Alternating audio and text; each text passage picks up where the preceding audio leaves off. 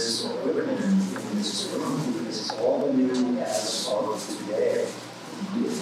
So our screen is a 100-inch 4K screen. Yes. Thanks to a grant from one of our local foundations, the Community Foundation for Greater Buffalo. We received $50,000 to spend doing upgrades for this room.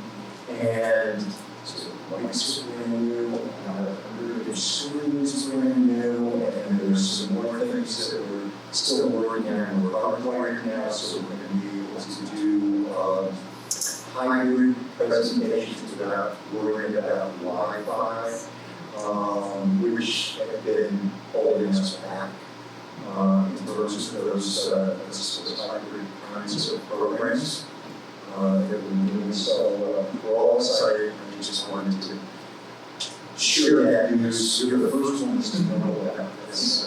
We're very excited about the future for our programming here. And with that, let me introduce to you somebody that some of you may know, but others of you may not know. We lost our good friend Laura Henson back in January. She left after 23 years here, and she was doing all of our programming. But she was smart enough to hire somebody before she left, and that person's passed out. And that's our luck is been with us about a year and a half. And we're very excited to have her here, and she's bringing in all sorts of new programming. And although she's going to be leaving us temporarily for a couple of months, actually, very remotely. Very remotely. She's going to be working remotely, very remotely, because she's going out to Yellowstone, working with NPS for a couple of months. You know, something they've always wanted to do. So Kat has a long connection with environmental issues, and I thought that she would be the right person tonight to introduce our guest speaker. So that's our talk.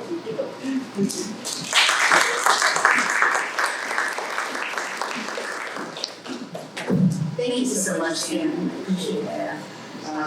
Yes, long-standing association. I'm very happy to be here and introduce Jeff Lozak and this amazing program, city program for land conservancy. Especially from my perspective, I was a former ED with the Western Land Conservancy many years ago. And we could only dream of this kind of project years back. A project that was in the city, a project that is, engaging people in the community, having so many partners. It has just got all the right bells and whistles for an extraordinary addition to Buffalo, and I'm really looking forward to hearing more about it. And I want to introduce Jeff, and we're so thrilled that he's here this evening as well as all of you. Jeff was hired as the Riverline Director for the Western Land Conservancy in December 2021. And after a 30-year career in transportation planning, traffic engineering, street design, and project management. So that's quite a big change. Jeff is having a move too. Jeff received his Bachelor of Science in Civil Engineering from the University of Pittsburgh, and has lived in North Buffalo for 25 years. Jeff grew up in Colorado, and here's that tie into the rivers and all that fun stuff, which came early on, and has a passion for any outdoor activity that involves hills or mountains. I get that. I'll be honest and enjoy some of that too. He's enthusiastic, but unaccomplished, cyclist, triathlete, skier, and hiker. And on that note, I'm going to introduce Jeff Lozak to tell us all about our updates on the Riverline. Jeff.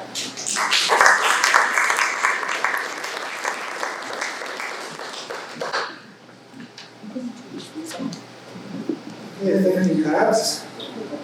Everybody see okay here? I'm going to keep this away a little bit. I think you should be able to hear me. Is that right? Turn it off? Hear me all right? Okay. All right, well, it's really an honor to be here at the Theodore Roosevelt inaugural site. I throughout the course of my life, I've had a lot of intersections with Teddy Roosevelt. And it all started when I was a Roosevelt Rough Rider. So I got some uncomfortable laughs there. I brought some proof. I'm a graduate of Roosevelt High School, and here's Teddy Roosevelt. We're the Roosevelt Rough Riders. So I'm a proud Rough Rider. Not in Cuba, though. But also, I lived in New York City on the Lower East Side for quite a while, and I walked by the Theodore Roosevelt birthplace like once a month or so. I did, one of my highlights of my life was a cross-country motorcycle trip, and I had to stop in North Dakota and go to the Theodore Roosevelt National Park. It was just one of those things that's like, what is this? And it was amazing. We moved to Buffalo, and we lived on Fordham Drive, just houses away from the stone and marking where McKinley was shot. So that was, and then we were there in 2001 for the centennial of the Pan Am Exposition.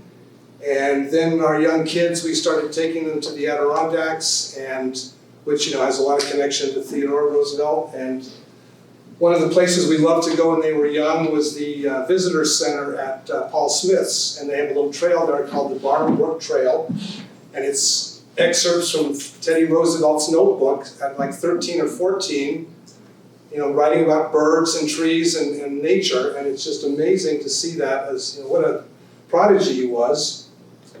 And then as we got older, we started doing hikes in the Adirondacks, and so I've been to Tahawas many times to the Upper Works Trailhead, and so that is an important part of the Roosevelt story. And then to finally finish it off, as Pat mentioned, now I have a career in conservation. So I feel, really there's something about Teddy Roosevelt that I really, it's just a nice connection, I think. So we're going to talk about the Riverline and the connections to water, nature, and each other, and you'll hear those words a lot tonight. But first, since we are a conservation organization, the Land Conservancy recognizes that we serve on the traditional and ancestral lands of the Seneca, Tonawanda Seneca, and Tuscarora nations and other indigenous communities. And we're thankful to the Haudenosaunee who have been and continue to be the stewards of this land. We are committed to the Haudenosaunee 7th generation principle, which asks us to honor the lessons of the last 7 generations as we work in partnership to shape and heal the world the next 7 generations will inherit. This acknowledgement, while important, is just a start. We are listening, learning, and taking actions to address injustices that have impacted the Haudenosaunee and the land. So, I'm going to start tonight's presentation with a brief background about the Land Conservancy. Pat raised the question about how does the Land Conservancy get involved with something like the Riverline. So I'll give you a little bit of background on that. And then the initial work of the Riverline included the creation of a community vision and the development of the creation of an equitable development framework, and our membership in the Highline Network, a national organization. And then finally, the last part of the presentation will be about our plans and the future of the Riverline. So the Western New York Land Conservancy is an accredited regional not-for-profit land trust. There's a lot of these all across the country. Our mission is to protect, cherish natural lands and working farms. And we do that by working with willing landowners, municipalities, and other organizations. So, as you can see from this slide, we currently have over 7,000 acres at about 100 different sites in our 8-county region. And if you go onto our website, you can find out where we have nature preserves and what some of our upcoming acquisitions and projects are. But in the area of natural land protection, we do this to protect forests, meadows, wetlands, and special places for our plants and animals. And sometimes we make these preserves where you can go visit the treasures in our region. So this photo is at Stella, Niagara. This is a 29-acre site on the Niagara River right outside of Lewiston. And we purchased this in 2015. And this is a nature preserve you can go to. It's got a lot of great history, both indigenous and Revolutionary War and War of 1812 and spiritual. It's connected to the sisters who have their facility up there. So that's Stella, Niagara. And we're also doing other work in the Niagara Gorge. That's a very significant ecosystem, and so we're doing some work there with the Office of Parks to eradicate invasive species and installing native plants in the Niagara Gorge. Another natural land protection that we have is Mossy Point down in Wales, next to Hunter Creek. This is 216 acres, and we purchased this in 2019. And these are both places you can go hiking. You can't take your dog, but you can go there and enjoy these places. That's just a little pet peeve of mine about the Land Conservancy. I'm not that hardcore of a conservationist, but so in addition to the natural lands, we also preserve farmland. And I grew up on a farm, and so I have that connection to the importance of what farmers do for everybody. And when I go back to Colorado and see what's happening to farmland, it's really disturbing. So I'm really proud to be part of an organization that is doing everything it can to protect this farmland so that a new generation of farmers can get into the business of farming. And not only a new generation of farmers, but farmers who come to this country and that's part of their culture. So this particular photo is taken by some of the farmers down at Providence Farm Collective outside of Orchard Park. So if you haven't been down to the Providence Farm Collective, I recommend a visit there. They also have a farmers market on Grant Street on Saturdays, I believe. But these are, they grow food, native food from Africa that they can't get anywhere else. And they just use that for their families and communities. And then there's the Riverline. So this is the Land Conservancy's conscious effort to take this land preservation ethic into an urban area, into a city. And so this particular land is 1.5 miles long. It's about 40 acres. And it won't be a preserve like some of the natural lands you saw. But it still will be, a place to have nature in the city, and also connections to, neighborhoods and other parks and other recreational opportunities. And if I have my way, dogs will be allowed on there. So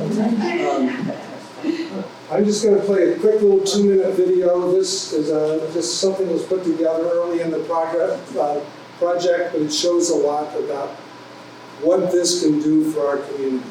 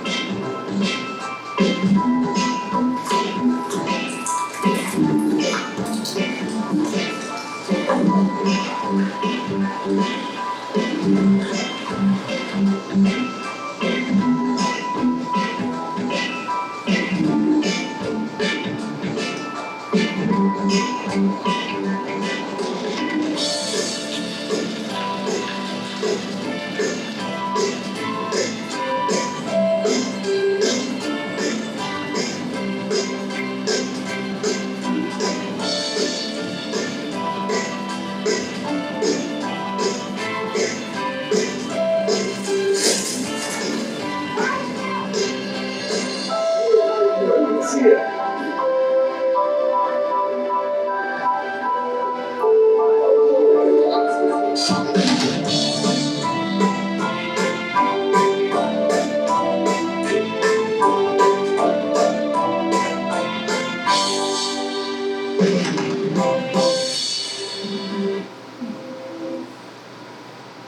All right, so you saw the words connect and water and nature and each other, and that's what we really believe is the value of the Riverline.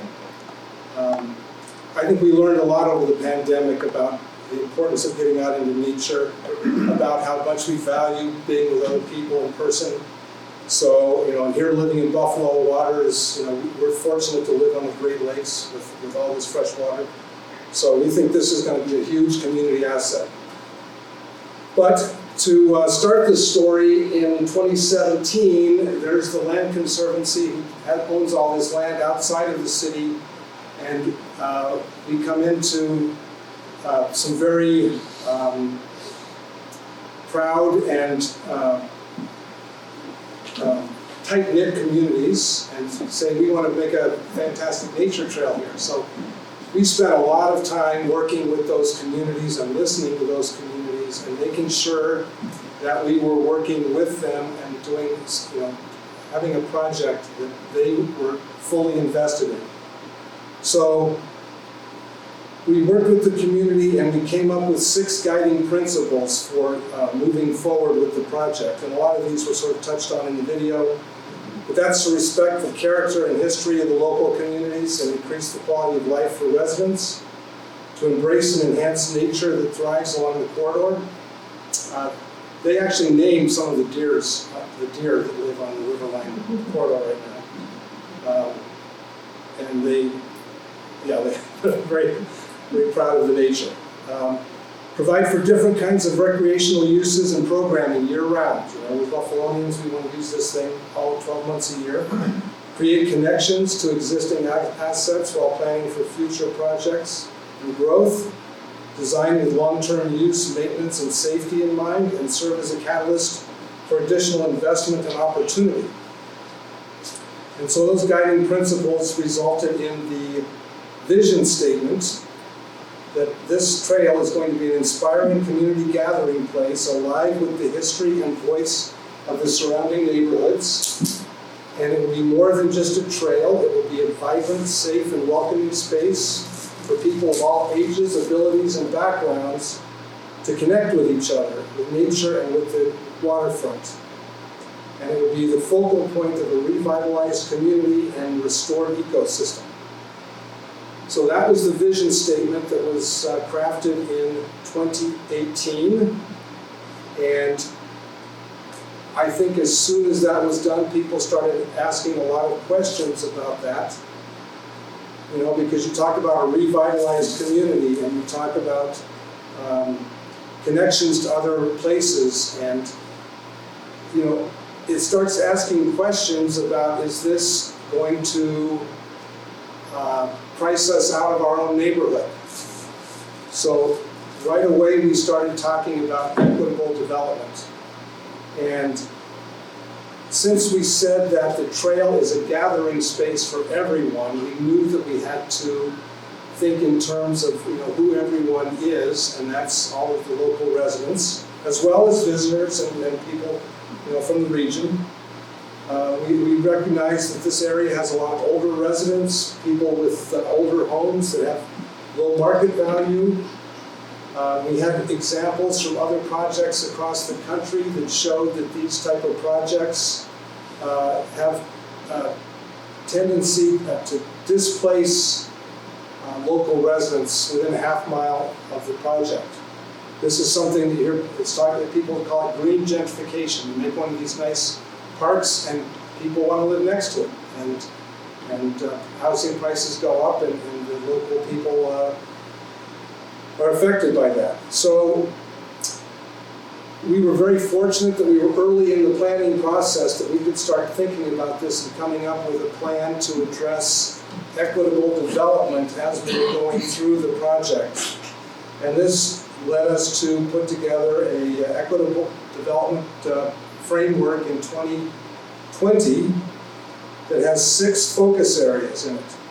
So I don't have pictures for all 6 of them because you'll hear that some of these things are not quite things that the Land Conservancy can do, or things that just don't lead to good pictures, I guess. But the first one is community building, and this is something that we're very excited about. The Riverline goes through the Perry neighborhood, the Old First Ward, and the Valley. And so, like I said, these are all very unique, different neighborhoods, different racial compositions, different economic compositions, but they all share one thing in common, and that is that they're all relatively low income. Historically, there's working class neighborhoods, and so they all sort of share that common thread. So we wanted to make sure that they knew exactly what was going on with the project, make sure they're involved in all the meetings that were held over the time of discussing this, and we did everything we could to get out and work in the community. So this particular picture is from a community garden project at the Perry community. So that was number 1, community building. What did we do for that? Number 2 is housing, and this is one that we have not really started yet. We're still looking for the right partners for housing, but the thing is we have to prevent displacement or help increase the supply of affordable housing. And I'll talk more about the Highline Network, but we have other similar projects that we can learn from and get their ideas. So that's community building and housing. The next one is arts and culture. And for arts and culture, we did something with the children at the Old First Ward back during the pandemic, as you can tell. And National Fuel allowed us to do a mural on their building, and so the kids worked with some local artists and did a mural on Alabama Street. And we just 2 weeks ago selected an artist to do another mural, and the students from the Buffalo Center for Arts and Technology will be doing a mural on the wall of the Miami Street Freight House on North Street. And I'll show you a picture of that. You can sort of see it here in these images. So we're working with local artists and arts organizations. So this is something that we feel we can, at least work with the right people to do arts and culture. Next comes nature and community wellness, and we can definitely do the nature part. That's what we do. So we've had a lot of events focused on nature. We've worked with a lot of different groups who do nature walks or bring the monarch butterflies to the site. We did something with goats, because goats love to eat invasive species. So lots of different things we can do to talk about nature. On the community wellness side, this summer we had a student from Cornell University as part of the High Roads Fellow Program, and he's working on a health impact assessment for us. So we can try to find ways to link nature and health together in the community. The next 2 items are governance and economic access and development. So governance just basically means we need to keep our organization strong so that we can build this and then maintain it and make sure it's safe. That's when we walk through the neighborhoods to talk to people, they all say, "Oh, I love the Riverline, I can't wait till you build it." But who's going to take care of it? How do I know that it's going to be safe enough? What are you going to do about that? So those are the things that people ask about. It's not the Riverline itself, it's what comes after. So we have to make sure our organization is strong and we can handle that in the future. And the last one is that economic access. How do we make sure that the benefits of the Riverline flow to the residents of the community? That's really what we want. If there's new businesses that we create, if they're started by local business owners, if there's construction work, we want to make sure that the contractors have hire local people. If we're doing the maintenance work, we want to have local people. So right now we're doing a workforce training with Buffalo Center for Arts and Technology for landscape maintenance training. So we're already getting some exposure to the workforce training activities. So here's another nature photo. We actually planted 40-some trees on the embankment between Miami Street and Hamburg. So we have technically done some work on the Riverline. It is owned by the NFTA. We don't officially have the lease with them yet. We're working hard on that. But they did allow us to do these improvements of removing some invasive species and planting a variety of trees. So I'm going to quickly talk a little bit about the Highline Network that we joined in 2020. I mentioned this earlier. There's 47 projects like the Riverline across North America. Some of them are completely built, and like the Highline in New York City, if you've been to that, or the Quinder Cut in Detroit, the Bent Line in Toronto. Those are just a couple that are close by. So those are projects you can go to and see what these are all about. They're called infrastructure reuse projects, where people or communities have taken that space under a highway, under a elevated transit line on top of a rail embankment in our case, and then put it to use as a very inspiring, appealing public space.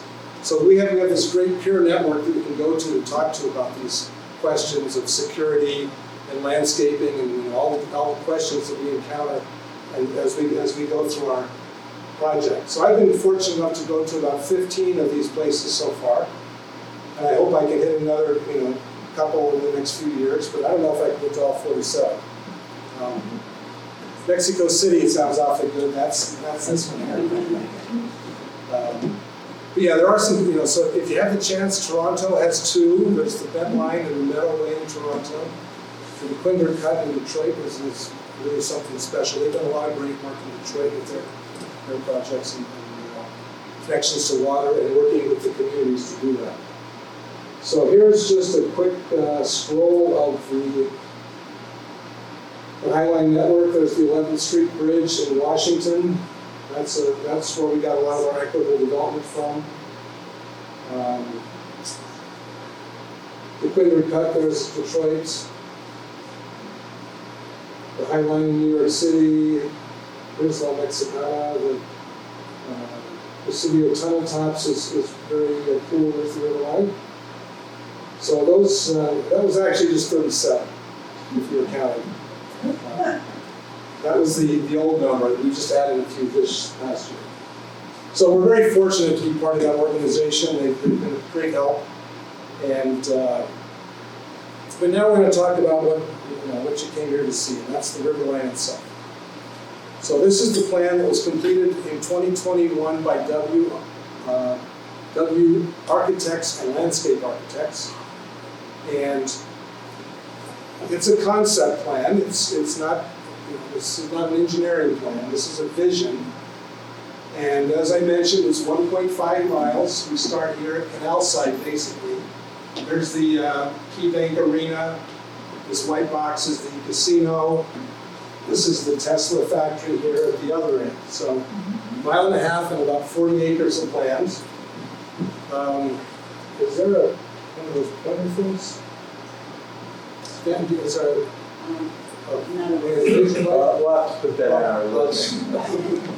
Well, just I mentioned the neighborhoods, but this area of Buffalo has a long history. Obviously going back to the indigenous people, but this was also part of the Buffalo Creek Reservation. And I'm not going to go into the whole history of that, but there is definitely an indigenous history here that we're very cognizant of, and we're working with, the Senecas very closely because they have a presence in the area. So that's a big part of it.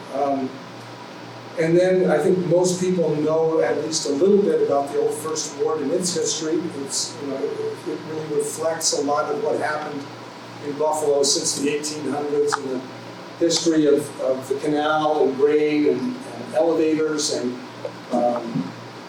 churches, politics. The whole First Ward has been involved in a lot of what Buffalo is all about.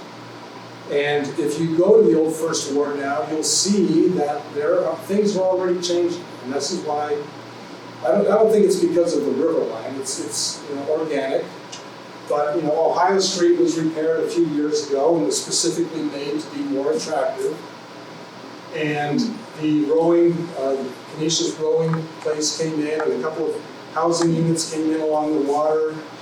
And you had River at Elfest Park and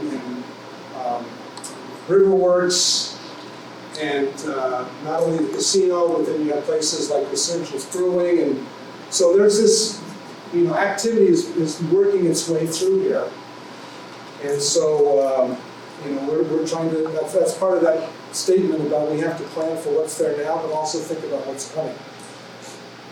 So another neighborhood is the Perry neighborhood up here at the top. I can't reach up there, but if you drive by that on the 190, you'll see that half of it's boarded up. The Buffalo Municipal Housing Authority has got a very ambitious plan to redevelop it, and we're keeping our finger on the pulse on that. I hope it comes to fruition, but that would be great. It would have, some mixed income housing, mixed uses, retail type things. So. What we're particularly interested in is that the city is going to be redoing Father Conway Park. The city or state is going to be redoing Louisiana Street. So here's the big park, here's the street. Up on top is the Perry redevelopment, and then running through the middle is the Riverline. So that probably adds up to $100 million worth of investment for this area in the near future. So, what we're trying to do is make sure that we're talking to all those players, and let's all work together and make this a unified place. So that's just a little bit of the history of the neighborhoods. I don't think, the valley, the valley's called the valley because you can only get there by going over the bridges to get to it. It was just surrounded by railroad tracks. And, there's a lot of issues of contamination in the general area, not necessarily on the Riverline, but, Buffalo Dye was in this area, and so the Buffalo River and its whole restoration. So there's this history of really great stuff in the Riverline area, but a history of some really terrible stuff too. And but that's all part of that very first guiding principle is to recognize that how is it phrased here?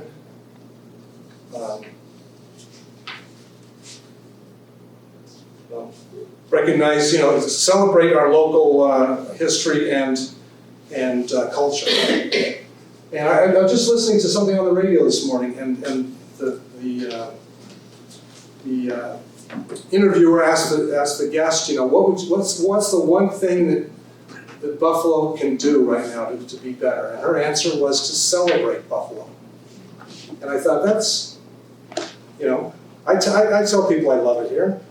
We need to do a better job of pointing out the benefits of this community. So, but anyway, I'll leave it at that.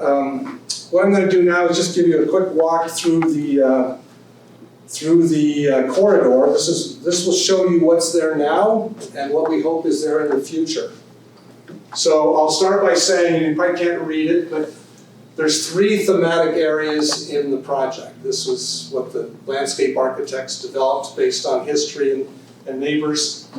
So the Dell runs from Moore Street to Sidway Street, just past Hamburg. That's called the Dell, and that's what the local residents called it back in the day when the DL&W ran. And that's where the houses are right up next to it. Some houses, you'll be able to look into their front windows. Other houses, you'll be looking into their back windows. This is elevated 22 feet in the air. I should have mentioned that earlier. This is an elevated earthen embankment. So when you're up there, great views of the grain elevators downtown. The bridge to the sky is what I call it, the lift bridge that's permanently up. So you get this great juxtaposition of being in a sort of a jungly place. It's overgrown. And then you see the things that we've done, as part of our industrial heritage. So it's really special. So that's the Dell. And then there's the junctures, which is in the middle, and we call that the junctures because this trail will have to go over active CSX tracks.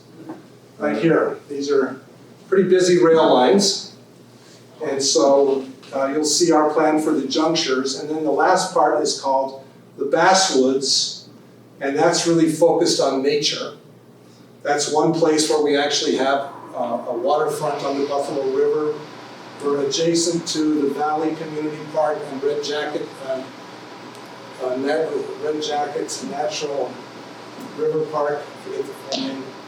But Red Jacket Park, if you haven't been there, please stop in. It's got a kayak launch. It's the best place to see sunsets. Really cool little spot. So those are the three areas of the Riverline. And we start at the spot right close to the canal side. That's the parking ramp for the casino. This is an old freight warehouse from the mid-1800s. This is the abutment for the L&W Railroad that went over Moore Street. So everything was up in the air. And then where I'm standing is like Riverfest Park, which is right across from Riverworks. And so, and that's Ohio Street, so there's a lot of good connections right there. But this is how it looks right now, not very inviting. Our vision is to have the Moore Street Gateway. We'd like to actually close Moore Street. But you can see that by being up here in the air now, you can see the arena, General Mills, the Michigan Street Bridge. Oh my gosh, you can see the grain elevator that's gone. It's in the Great Northern. So let's do that. So that's our vision for Moore Street. And I think it's really cool because we're going to have a mural on this wall. So that's want to update this one. This will look even better. So next we go down to Chicago Street, which is our key link to the Perry neighborhood. You can see the Perry neighborhood here in the background. This is the Riverline back here, this brushy area. And what we want to do on Chicago Street is have the welcome garden. Again, a real gateway type feature that will be welcoming people, the residents of Perry will have a great access point there. Because I'm hoping that neighborhood is going to be really thriving when we get this built. Next is the Dell Refuge. And I mentioned how it's sort of a jungle up on top. Well, this is what it looks like. And I think it was the second time I walked down here. I looked over and I saw something and it was a white deer. Yeah, well, it's actually a piebald deer. But it's still white, and you see it the first time and you just feel like this is pretty different. So this is the way it looks now. It's very, very natural, and we want to keep it natural. So the Dell Refuge will have the walking trail. It'll have benches, public art. Pat mentioned that I'm an engineer by training, and we used to do renderings for the projects that I worked on, but we never put in butterflies or deer or anything like that. So I love the whole nature focus rather than the engineering focus. But that's the idea for the Dell Refuge. This is as you're at Hamburg Street. At Mackinac Street and Hamburg, you can see the embankment here. You can see how high it is. And then if you go, it goes all the way back, and I don't have the picture, but this wooded area stops and there's a grassy spot. And what we are planning to do there is the Mackinac Street Play Garden. And this is what I hope is going to be the first thing built on the corner. This block between Hamburg and Alabama, it's relatively short, it's very wide. The Play Garden can be a great focal point to show the project. I mentioned that I was in San Francisco at the Presidio Tunnel Tops. They have an incredible natural play area there. So it'd be logs and stones and different things, rocks to let kids play, sandboxes, and places for the parents to sit and watch everybody. So that's the Mackinac Street Playground. Here are the junctions. This is the artist's rendering of what the bridge will look like. I wouldn't bet money on this. We'll see how that bridge actually comes out. The challenge is that we have to get over the railroad track, we have to get over the streets, or we have to make sure we have a slope that accommodates people in all different types of transportation. So this is probably going to be our biggest challenge, is doing this bridge across the tracks. But it's also a great opportunity to have an overlook spot, something like that, to really make it, this could be our signature bridge for the Riverline. And, again, just this photo shows the bridge to the sky, one of the, I don't know if that's the Great Northern, not the Great Northern, the Concrete Central Main. And this particular building here, I don't know what's going to happen to that, but that's an opportunity for somebody. So after you go over the railroad tracks, you go into that area we call the Basswoods, which is the natural area. And that's where Red Jacket Park is, and you get to Red Jacket Park via Smith Street. So here's what it looks like coming in from South. You turn onto Smith Street from South Park, and this is what your introduction is to that area. And I mean, it's pretty cool. I mean, these are, you can see how many railroad tracks there are. There's 3 sets of abutments here. And first ones I think are 1917, the next ones are 1923. Waterkeeper's going to be putting a mural on these in the near future, but this is what we envision for the Smith Street entrance, is a small parking area, some type of facility with restrooms, maybe bike rentals, kayak rentals, hot chocolate in the winter, ice cream in the summer, some kind of gateway bridge over Smith Street. And again, that also goes into that thing earlier about all-season use of the corridor. We have an idea for a really great sledding hill in this area that would be a lot of fun to have if we look at that. And then finally, here we are back at the what we call the half bridge. You can see the city in the background. You can see the great row of grain elevators. You can see Lake Erie in the background. It's just unfortunately you won't be at this elevation. But I just love this picture because of all those things. So you have the other things that are, there's a lot of people who come here to watch the trains go by. Forget about the Riverline and all the other stuff. They'll come here to watch those trains go by. So that brings us back to our half bridge overlook that we started with. And then finally, I just have a couple of quick additional renderings because one of the landscape architects we worked with was Walter Hood, and he's got this idea of landscapes that have multiple meanings. Rather than a landscape that is a park or a landscape that is wild. His theory is a landscape that accommodates different.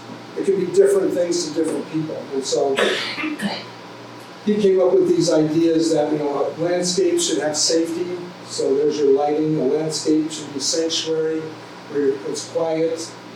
A landscape should have some security that you're not infringed on by the outside world. Landscape should have some shelter, whether from weather, from heights, whatever. And finally, the landscape should accommodate society. So here we are, again, connecting people back to each other. And I think that really, to me, is the biggest thing, is that by saying they're going to go out and see nature or water, really, we're all going to come together as a community. And that's where all, I'm not going to leave it there. I still have one more thing, sorry. Darn it, that was a nice quote. Just invented that. Here's the one that people want to know. When is this going to happen? Geez, Jeff, it all looks great. So here's what we're looking at. Right now, I mentioned we're working with NFTA to get a lease on this property, and that is imminent.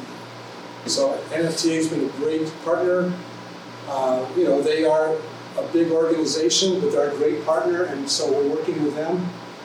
And once we have that in place, we received funding from Congressman Higgins last year. And I should have mentioned early on that Congressman Higgins has been one of our great champions for this project, as he's been for the whole waterfront. This was all part of his efforts on waterfront redevelopment. So last year we received about $1 million from Congressman Higgins, and we're going to be doing all the environmental studies that have to be done, and that will also allow us to get more detailed cost estimates. The first cost estimates were really pretty, let's be safe and make sure we're not too low. Now we're going to start digging in a little bit and getting the real cost estimates. We received $500,000 from the State Office of Parks that we'll use for design work. And that design work will be finished spring of 2024. And from that design work, we have a little bit of tentatively some construction funding that we hope to go out to bid for that first block in 2024 or at worst early 2025. So 1 year or 18 months from now, hopefully there'll be an announcement about groundbreaking on the Riverline. That's really what we're pushing for. Funding is reasonably in place, but still have a lot more of that to do. It's a big project, and so we'll be fundraising. We think that the bulk of the project will come from federal and state funding, but we'll certainly be welcoming any private funding from individuals who are interested. So now with that, I'll close out and say thank you for your time, and I'm happy to answer any questions.